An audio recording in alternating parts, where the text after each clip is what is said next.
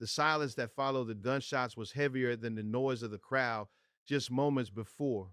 It was 12:45 a.m. on March 9, 1997, at the intersection of Wilshire Boulevard and South Fairfax Avenue in Los Angeles. The lights of the Peterson Automotive Museum were fading in the rearview mirror, and the air was filled with the electric energy of a celebration. But inside a dark green GMC Suburban, time suddenly stopped dead. Four hollow point bullets tore through the metal door, finding their target with brutal precision.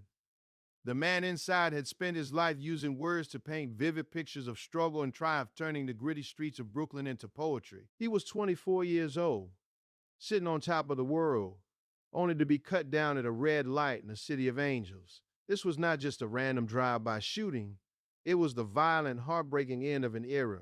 How did a young visionary who wanted nothing more than to provide for his mother and spread love become the ultimate casualty of a coastal war he never wanted to fight? Tonight, we look past the headlines to find the human heart beating beneath the legend of the Notorious B.I.G. Before the world knew him as a hip hop legend, he was just Christopher. Born in 1972, Christopher Wallace grew up in Bedford-Stuyvesant, Brooklyn, a neighborhood where the American dream often felt like it was behind a locked gate. It was the crack era of the 1980s, a time when the streets were paved not with gold, but with danger and desperation. Yet, inside apartment 3L on St. Martin, James Place, there was a different world. His mother, Voletta Wallace, was a strict Jamaican preschool teacher who demanded excellence. She kept her son in Catholic school, ensuring his shirts were pressed and his grades were high, unaware that the streets were calling his name louder than any textbook ever could. By his teenage years, Christopher was living a double life. To his mother, he was her Chrissy Pooh, a shy boy who liked to draw. But on the corners of Fulton Street, he was Biggie Smalls, a formidable presence commanding respect not just with his imposing size, but with his sharp wit and street smarts. He saw the flash of money in the hands of local dealers, the gold chains, the fresh sneakers, the feeling of power, and he made a choice. He began selling drugs, standing on those corners as a lookout, then a dealer, trading his innocence for survival. It was a dangerous gamble. He later said, "I was ashamed of it, but it was the only way I knew to get paid." But Christopher Wallace had a secret weapon, something more potent than the product he sold: his voice. To pass the time on the block, he would freestyle. He didn't write his lyrics down. He composed them in his head, stacking rhymes like bricks, building intricate stories about the life he saw around him. His flow was effortless, a deep rhythmic baritone that sounded like a saxophone solo over a drum beat. A local DJ recorded a demo tape of this corner store prodigy, and it found its way into the hands of an ambitious young intern named Sean Puffy Combs. Combs heard something undeniably special, not just a rapper, but a storyteller who could make you feel the cold wind of a Brooklyn winter in a single verse. He tracked Biggie Smalls down, not knowing if he would find a thug or a poet. He found both. Combs gave him an ultimatum: the hustle or the microphone. You can't be a hip hop legend with one foot in a prison cell. It was the hardest decision of Christopher's young life. He looked at the cracked vials on his table, then at the contract.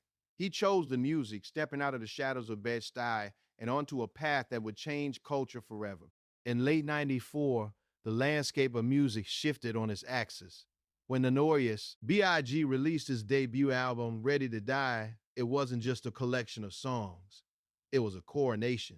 For years, the West Coast had dominated the charts with sunny G-funk melodies, leaving New York the birthplace of the culture in the shadows. But Christopher Wallace brought the spotlight back to the East Coast with a force that could not be ignored. His voice, deep and resonant, commanded attention. He told stories of the struggle with a level of cinematic detail that made listeners feel like they were walking beside him on the pavement of Bedford-Stuyvesant. He became an unlikely superstar. In an industry obsessed with image, Biggie Smalls defied every convention. He wasn't a chiseled heartthrob. He was a heavyset man who moved with the grace of a dancer and dressed with the elegance of a 1930s mob boss. He traded the standard streetwear for tailored suits, fedoras, and colorful kooky sweaters, creating the persona of Big Papa. He proved that charisma and talent outweighed physical perfection. When he rapped, it was all a dream. In his hit single, Juicy, he wasn't just speaking for himself. He was speaking for every kid in America who had been told they wouldn't amount to anything. He was the living embodiment of the rags to riches story, and the world fell in love with him. During this golden era, his relationship with Tupac Shakur was not one of hatred, but of deep brotherhood. Before the infamous Tupac Shakur rivalry tore the hip hop community apart, the two were inseparable. Tupac, already an established star, took the younger Christopher under his wing. They shared stages, shared meals, and shared a vision of uplifting their communities. There was a genuine respect between them, a recognition that they were two sides of the same coin. Tupac was a fiery revolutionary, and Biggie was a cool, calculating observer. Together, they seemed unstoppable, a dual force that promised to lead a generation. By 1995, Christopher Wallace was the undisputed king of New York. He had achieved everything he once dreamed of while sitting on his stoop. He had the money to buy his mother a house, the fame to sell out arenas, and the respect of his peers. He was shaping up to be the greatest hip hop legend the world had ever seen. But as he climbed higher, the air grew thinner. Brotherhood with Tupac began to fray under the weight of misunderstandings and the whispers of people around them. Success had painted a target on his back. He was sitting on the throne, but he was about to learn a painful lesson. The higher you rise, the harder people try to pull you down. The Brotherhood began to crumble on a cold night in November 1994. Tupac Shakur was robbed and shot 5 times in the lobby of Quad Studios in Manhattan. Upstairs, Christopher Wallace and his crew were working. When a bloody Tupac was wheeled out on a stretcher, he saw Biggie. In that chaotic moment, amidst pain and adrenaline, Tupac saw betrayal in his friend's eyes. He believed Biggie knew about the ambush.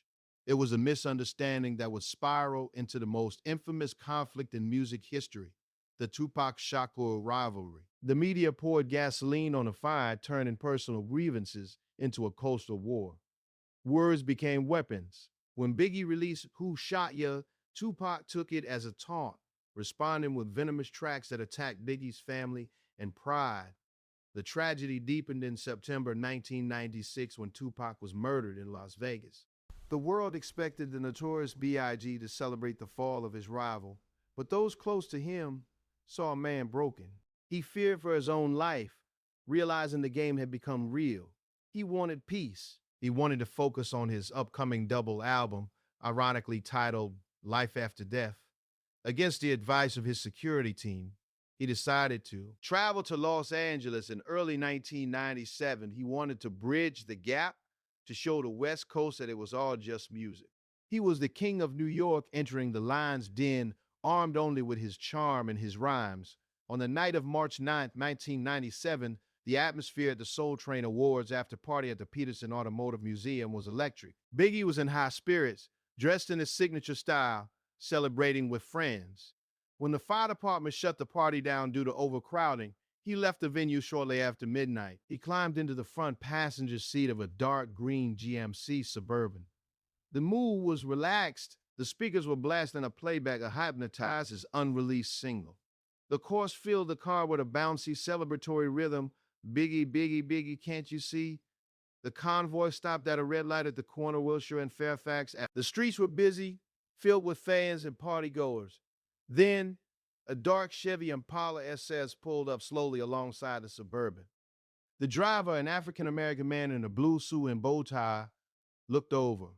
There were no words exchanged, only the cold gaze of an executioner. He raised a 9mm blue steel pistol. 4 shots rang out, shattering the music and the night. The first 3 were non-lethal, but the 4th bullet was the one that stole a legend. It entered Biggie's right hip, tore through his colon, liver, heart, and stopped in his left shoulder. In seconds, the laughter was replaced by screams. The car rushed to Cedars-Sinai Medical Center, but it was too late. At 1:15 a.m., the doctors pronounced him dead. Christopher Wallace was gone. He was only 24. The question, who killed Biggie, was born in that instant, a question that would haunt America for decades.